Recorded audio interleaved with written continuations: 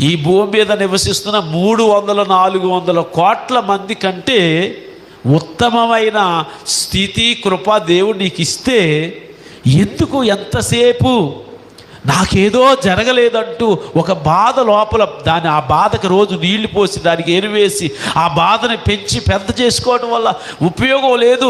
ఆ బాధ నిన్ను అనారోగ్యాలు పాలు చేస్తుంది. ఆ బాధ నిన్ను అణిచివేస్తుంది. ముళ్ళ కంచెల్లో పడ్డ విత్తనాలు అవి మొలిచినా కానీ ఆ ముండ్ల చెట్లు వాటిపైన ఉండడం వల్ల ఐహిక విచారాల వల్ల అవి ఎదగలేకపోయినవి. ముండ్ల చెట్లు వాటిని అణిచివేసినవి. ఆ విధంగా ఈ ఐహిక విచారాలు మనల్ని అణిచివేస్తాయి. వాటికి చోటు ఇవ్వద్దు. స్తుతియాగం చేసి ఏం చేయాలంటే ఆయన నామమును ఒప్పుకొనుచు జీవఫలము ఫలం అర్పించాలి. హల్లెలూయా. అంటే దేవుణ్ణి